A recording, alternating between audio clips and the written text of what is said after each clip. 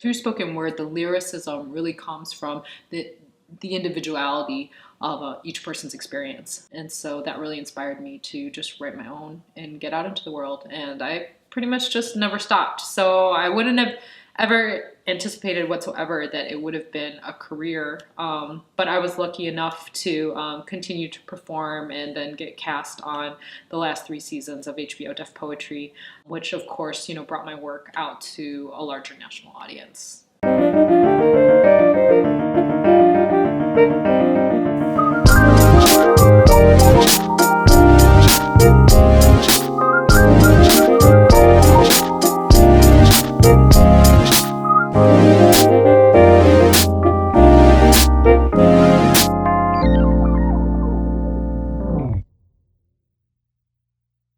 I really found my artistic home, when I was introduced to spoken word when I was in high school.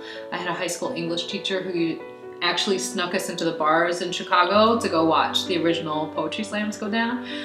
So that meant a lot to me because for me as an Asian American female growing up in the Midwest, there were very, very, very few depictions of any Asian American females, at that time. In that environment, particularly the adults I grew up watching as a teenager, there was not one style. There was not one cadence. There was not one exterior look. Very specific to each person, and where they were coming from. And so that helped, seeing people working hard to be themselves. You know how some people as performers, they want all their friends to be there and to cheer them on? And I was kind of the opposite. It was really a place for me to find this kind of private rumination, and the anonymity of being able to go to different open mics and just share it was something that was really important, especially in my early days of developing myself as a spoken word poet.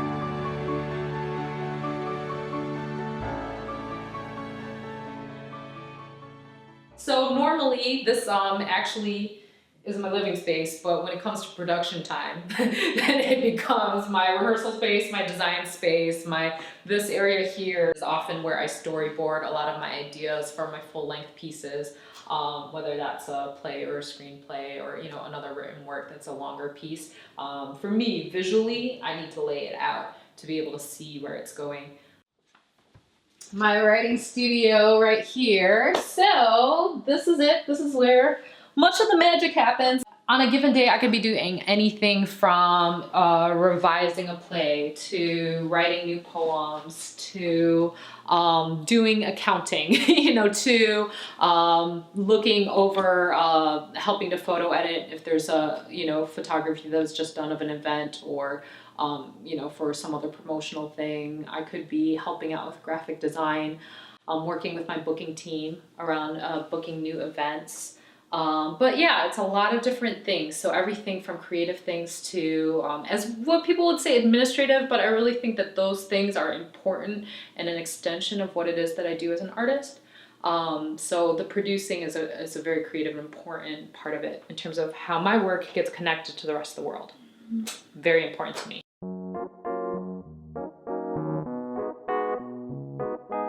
Artist careers are really interesting in that there's not a lot of transparency about how they're created, how they're sustained, and historically what's involved to really make them be a job like any other job.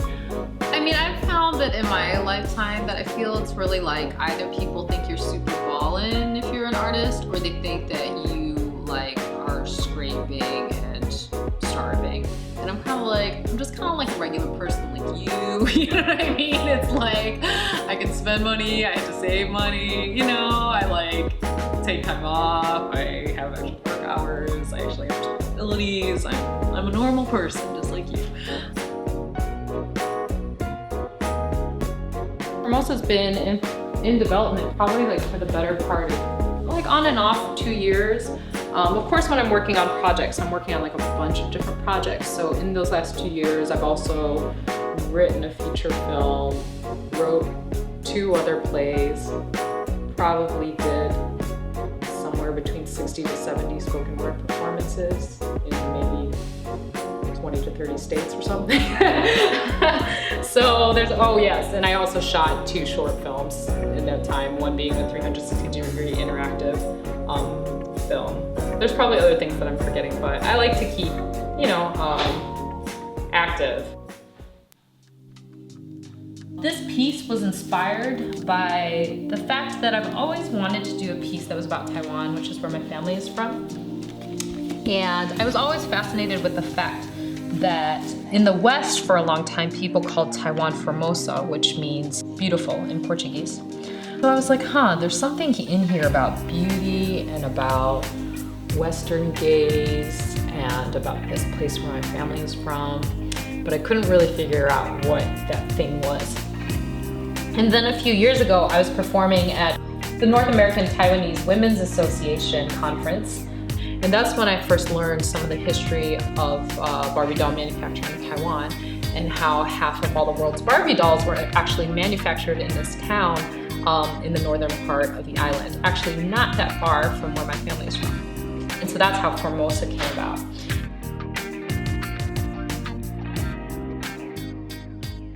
Entrepreneurs are the artists of the economy.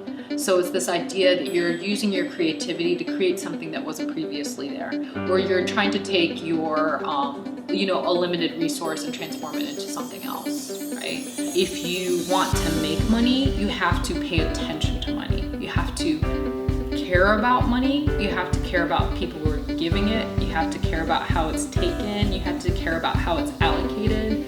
You have to be organized, you know, and any level of professionalism that you would bring to any other job that somebody would hire you for, you should bring that to your own work, always. And it's hard because there's no one else to reinforce for you to do it, but you have to do it because it matters. And you have to really ask yourself, do you really believe more in what someone else would ask of you than what you would ask of yourself?